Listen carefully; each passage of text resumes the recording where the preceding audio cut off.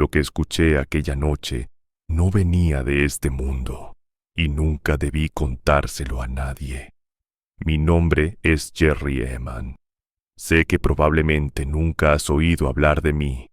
Nadie lo hace. Soy el hombre que encontró la prueba de que no estamos solos en el universo. Y también el hombre al que nadie creyó realmente. Era agosto de 1977. Yo tenía 36 años y trabajaba como voluntario en el radiotelescopio Big Ear de la Universidad Estatal de Ohio. No era un trabajo glamoroso. Pasaba las noches revisando hojas impresas con columnas interminables de números y letras, datos captados del espacio profundo. Mientras el mundo dormía, yo buscaba patrones entre el ruido cósmico. Buscaba algo, lo que fuera. La mayoría de las noches no había nada, solo estática convertida en código alfanumérico. 6 caracteres por minuto, impresos automáticamente por una computadora IBM 1130 que ocupaba toda una habitación y sonaba como un tractor viejo. El aire olía a papel recalentado y café quemado. Mis ojos ardían bajo la luz fluorescente. Vivía solo en un apartamento pequeño cerca del campus, sin esposa, sin hijos, solo libros de astronomía apilados hasta el techo y una radio vieja que apenas captaba estaciones de AM. Mis compañeros de trabajo me llamaban el monje del espacio porque prefería trabajar los turnos nocturnos que nadie más quería. La verdad es que me gustaba el silencio. Me gustaba sentir que estaba haciendo algo importante, aunque fuera invisible. Cada mañana caminaba de regreso a casa mientras el sol salía, con las manos manchadas de tinta de impresora y los ojos rojos. La gente pasaba junto a mí sin verme. Iba a la tienda, compraba lo mismo de siempre: pan, mantequilla de maní, cerveza barata, y el cajero ni siquiera levantaba la mirada. ¿Para qué sirve lo que haces?, me preguntó una vez mi hermano por teléfono. No supe qué responderle. Pero yo seguía, noche tras noche, columna tras columna, porque en algún lugar de mi pecho había una certeza irracional. Algo nos estaba buscando también. El 15 de agosto desperté tarde, como siempre. Recuerdo que afuera llovía. Preparé café instantáneo y me senté en la mesa de la cocina a revisar las hojas que había traído a casa del observatorio. Trabajo atrasado. Datos de 3 días antes que nadie había revisado todavía. Estaba en la página del 15, la correspondiente a la noche del día anterior. Mis ojos recorrían las columnas mecánicamente. 1, 2, 3, 4. Todo normal. Y entonces, en la columna 6, canal 2, lo vi. 6, EQUJ5. Me quedé paralizado. El café se enfrió en mi mano. Esos 6 caracteres brillaban en el papel como si estuvieran en llamas.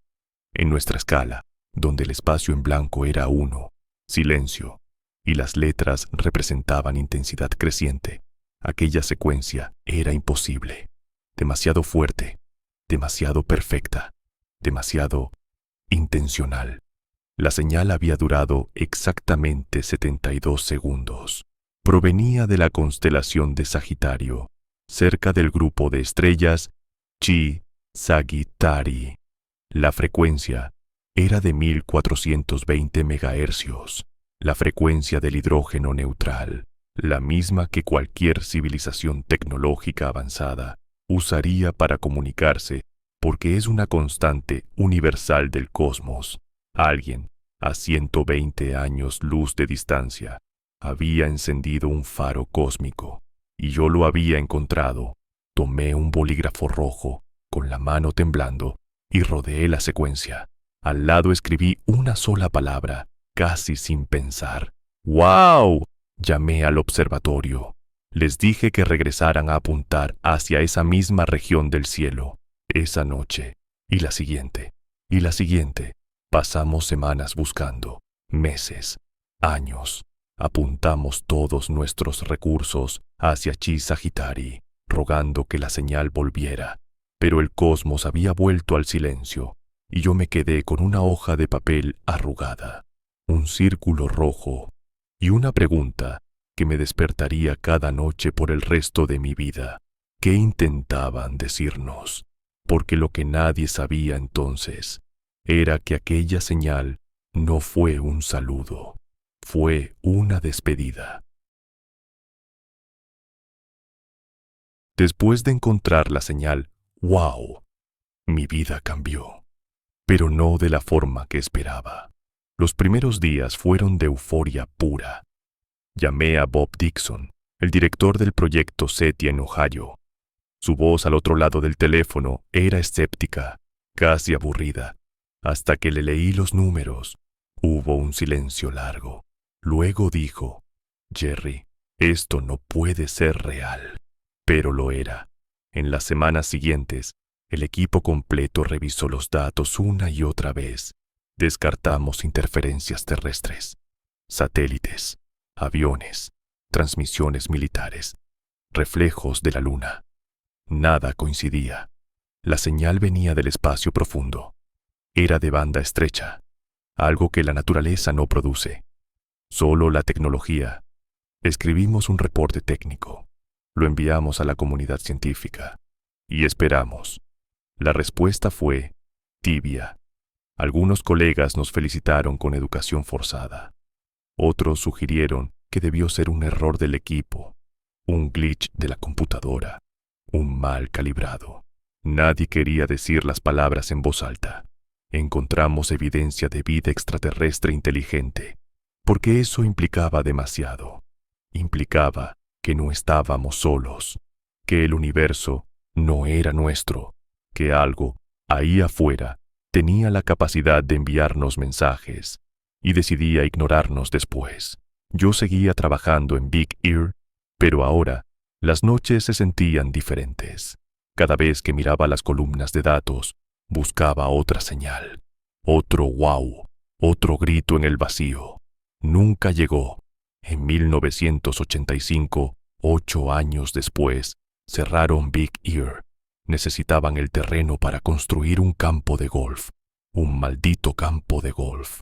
El radiotelescopio que había captado la señal más importante en la historia de la humanidad fue demolido para que hombres de negocios pudieran jugar los fines de semana. Recuerdo el último día. Caminé entre los restos del telescopio, cables arrancados, paneles oxidados tirados en el pasto. Me arrodillé y toqué uno de los reflectores. Todavía estaba tibio por el sol del mediodía. «Lo siento», susurré. No sé si le hablaba al telescopio o a quien fuera que nos envió la señal. Mi vida después fue pequeña. Conseguí un trabajo como profesor de ciencias de la computación. Daba clases, calificaba exámenes, sonreía en reuniones de facultad, pero por dentro estaba vacío. Porque sabía algo que nadie más parecía entender. Nos hablaron y los ignoramos. Una noche de 1997, 20 años después de la señal, estaba solo en mi apartamento. Ya tenía 56 años. Mis rodillas dolían, mi vista fallaba, y la señal «wow, wow» se había convertido en una nota al pie en libros de astronomía. Una anomalía interesante, decían, probablemente de origen natural, mentiras cómodas. Serví whisky en un vaso sucio y me senté frente a la ventana. Afuera, la ciudad brillaba con sus luces artificiales, ocultando las estrellas. Pensé en la señal, en aquellos 72 segundos perfectos, en la civilización que los envió. ¿Seguirían ahí? ¿Habrían muerto hace siglos? ¿Y su señal era solo un eco de un mundo ya extinto? ¿O nos miraban desde la distancia, esperando una respuesta que nunca llegó? Entonces sonó el teléfono. Era casi medianoche. Nadie me llamaba a esas horas. Contesté con el corazón acelerado. ¿Jerry Eman? Era una voz joven, masculina, con acento extranjero. Soy el doctor Andrei Volkov, del Instituto de Radioastronomía de Rusia. Necesito hablar con usted. Es sobre la señal ¡Wow! Me enderecé en la silla. ¿Qué pasa con ella? Hubo una pausa. Respiración pesada. Cuando habló de nuevo, su voz temblaba. La encontramos otra vez. El vaso se me cayó de las manos. El whisky se derramó sobre la alfombra, pero no me importó. ¿Qué? Hace 3 días, nuestro radiotelescopio en Siberia captó una señal idéntica a la suya. Misma frecuencia, mismo patrón. Pero Jerry, su voz se quebró. Esta vez no duró 72 segundos. ¿Cuánto duró? Silencio. Y entonces, está sonando todavía. No se detiene. Y hay algo más. ¿Qué? No viene de Sagitario. Viene de más cerca. Mucho más cerca. El mundo se inclinó bajo mis pies. ¿Qué tan cerca? Del cinturón de asteroides. Entre Marte y Júpiter. Colgué el teléfono. Mis manos temblaban tanto que apenas podía sostener el auricular. Durante 20 años había creído que la señal ¡Wow! Era un mensaje desde las estrellas. Un saludo desde lo imposiblemente lejano. Pero si Volkov estaba en lo cierto, si la señal ahora venía desde nuestro propio sistema solar, entonces no era un saludo, era una cuenta regresiva, y acabábamos de llegar a 0.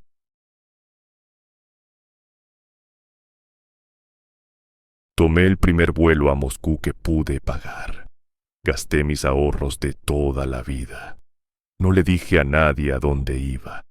Solo empaqué una mochila, la copia original de la señal ¡Wow!, que guardaba en un cajón cerrado con llave, y salí de mi apartamento como si nunca fuera a volver. El Instituto de Radioastronomía estaba a 3 horas de Moscú, escondido entre bosques de pinos siberianos.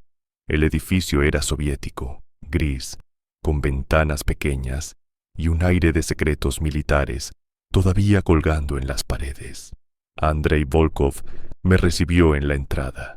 Era más joven de lo que imaginaba, 30 y tantos quizá, con ojeras profundas y manos que no dejaban de moverse.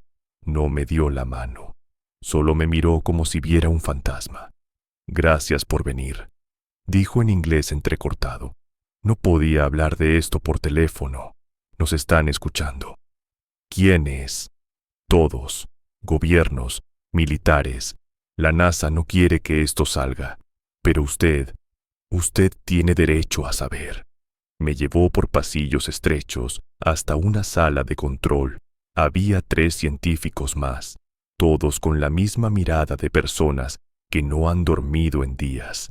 En la pared, docenas de pantallas mostraban ondas, gráficos, números danzando, y en el centro, una grabación de audio conectada a bocinas viejas.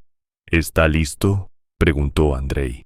Asentí, aunque no lo estaba. Apretó un botón. Al principio, solo escuché estática, el tipo de ruido blanco que había oído 1000 veces en mi vida. Pero luego, algo cambió. La estática se organizó. Se volvió ritmo, pulsos regulares, como un corazón latiendo. Y debajo del ritmo, algo más. Una frecuencia baja, casi subsónica, que vibraba en mi pecho. Esto es la señal, dijo Andrei. Lleva 3 días sonando. No para, no se debilita. Y cada 12 horas, cambia. ¿Cambia cómo? Me mostró una pantalla. Gráficos de ondas superpuestos. Es como si estuviera acercándose. La frecuencia se desplaza ligeramente hacia el azul. Efecto Doppler. Lo que significa que la fuente se está moviendo hacia nosotros. Sentí frío en la columna. ¿Qué es? No lo sabemos. Pero hace 2 días apuntamos el telescopio óptico hacia las coordenadas. Y vimos esto. Presionó una tecla. En la pantalla apareció una imagen granulada del espacio. Estrellas, polvo cósmico, y en el centro, apenas visible, algo. No era un asteroide. Era demasiado simétrico, demasiado geométrico. ¿Qué es eso?, susurré. Una estructura. Tiene casi 5 kilómetros de largo. No refleja luz solar normal. Está hecha de algo que nuestros instrumentos no reconocen. Una de las científicas, una mujer mayor con cabello plateado, habló por primera vez. Su voz era grave, casi rota. Hace 20 años, ellos enviaron la señal Skiojio desde su planeta de origen, una señal de presentación, de contacto. Esperaron nuestra respuesta, y cuando no llegó, decidieron venir a buscarnos. Eso es imposible, dije, aunque las palabras sonaban vacías incluso para mí. Nadie puede viajar 120 años luz. Nadie humano, dijo Andrei. Pero Jerry, ¿y si ellos llevan viajando todo este tiempo? 20 años para nosotros, pero para ellos, en una nave relativista, ¿solo meses? ¿Y si wow no era un saludo, sino un aviso? ¿Un aviso de qué? Andrei me miró directo a los ojos. ¿De qué venían? El aire se volvió pesado. Mis piernas flaquearon. Tuve que sentarme. ¿Se lo han dicho a alguien? Pregunté. Lo intentamos. Contactamos a la NASA, a la ESA, a los chinos. Todos nos dijeron lo mismo. Silencio total. Pánico controlado. Dicen que no hay pruebas suficientes, que puede ser un cometa extraño o basura espacial. Pero nosotros sabemos la verdad. Y usted también. Me quedé mirando la pantalla. Esa cosa flotando en el vacío. Esa estructura imposible acercándose a la Tierra. Durante 20 años me había preguntado por qué la señal wow nunca se repitió. ¿Por qué el cosmos volvió al silencio? Ahora lo sabía. No necesitaban seguir llamando. Ya estaban en camino. Regresé a Estados Unidos 3 días después. No porque quisiera, sino porque Andrei me lo pidió. Si algo nos pasa, me dijo en el aeropuerto, con los ojos rojos de cansancio, alguien tiene que contar la verdad. Usted fue el primero en escucharlos. Debe ser usted quien hable cuando llegue el momento. Llegue el momento, como si fuera inevitable. El vuelo de regreso fue una pesadilla. Cada vez que cerraba los ojos, veía esa estructura en el espacio. 5 kilómetros de silencio metálico, deslizándose hacia nosotros a velocidades incomprensibles. ¿Qué querían? ¿Eran exploradores? ¿Conquistadores? ¿Refugiados de un mundo muerto buscando uno nuevo? ¿O simplemente curiosos? Cuando aterricé en Ujio, encendí mi teléfono. Tenía 17 llamadas perdidas, todas de números desconocidos. Ningún mensaje de voz. En casa, encontré mi puerta forzada.